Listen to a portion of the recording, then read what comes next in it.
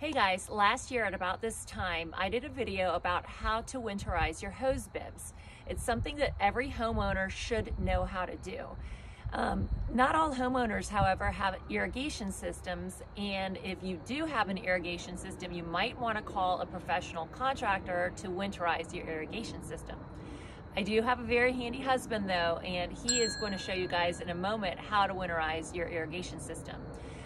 But before he does that, I just wanted to let buyers know, if you are planning on purchasing a home with an irrigation system and you do so during the winter months, you may want to have the seller put money in escrow so that once the months get warmer and you turn on the irrigation system, you know that it works appropriately. Okay, Dave, tell everyone about what we have here. All right, so that is my compressor, and your typical homeowner is actually only going to have like a 3 or 6 gallon air compressor, and that's not going to be enough. The tank simply doesn't have enough air in it to push all that water out of your system. I have a 20 gallon, and it's about as small as you can go. PSI is not important here. In fact, we don't want high PSI in our pipes. We just need to be able to move a lot of volume before our compressor runs out of air in the tank. So I did a quick search online, and a 26 gallon Campbell air compressor runs about $350 right now on Amazon, which is probably the cost of about like 2 or 3 winterizations, depending on how much they charge you. Anyway, hopefully you can find some other fun projects to use it for also. Anyway, so what we have here coming out of the house is our backflow preventer, which connects our irrigation system to our main water supply inside the house. Now, if it's filled with water in the winter, that water will freeze, expand, and crack, ruining this device, and will cost you about $300 to replace. So just like our hose bibs, we turned off the water from the inside to get started.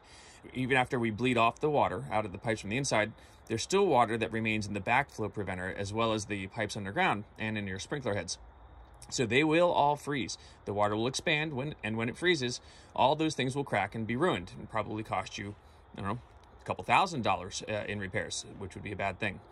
So this particular backflow preventer has a cool feature because I can actually remove the main assembly with 2 screws and replace it with this orange blowout flush kit. And then from Home Depot, I just got this attachment, which I kind of built with 2 parts to connect to the 3/4 inch flush hole on the blowout kit. And then I can attach it to my compressor, and I can start blowing out my irrigation zones, which, step 1, run your zone. So I have 8 zones, so I'm actually going to do this for all 8 zones. My controller is actually connected to my Wi-Fi, so I can do everything from an app on my iPhone. So I've added a picture label to each zone and named it appropriately so that I kind of know where each zone is. So, I'm going to do a quick run of my first zone here, and 3 minutes should be plenty. So the zone is running now, but obviously there's no water pressure because I've turned the water off.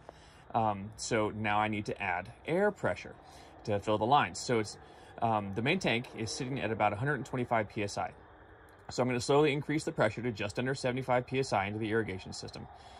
You don't want to do any more than 75 PSI because you can actually burst your pipes because there's too much air pressure there. Air pressure is a lot more than what the water pressure is on your pipes.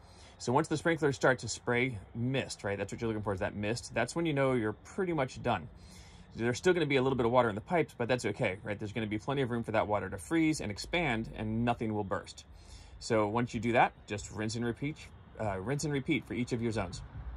So with only 20 gallons, right, it's kind of a small tank, only 20 gallons, I'm actually going to have to refill my compressor tank for each zone. So once you're done with all of your zones, you're pretty much done. You can leave the orange flush attachment and just wrap some plastic wrap around it. If you have the type where you have to remove it completely, you can just put some plastic wrap around the end caps there, and that'll prevent debris and bugs from getting into it. And that's pretty much it. After that, you're all done.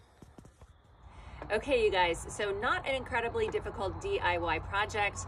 You just need to have a 20 to 30 gallon air compressor, some self-confidence, watch this video a few times. And if you don't remember that hose bib video, check it out. Good luck this fall. Thanks for joining me.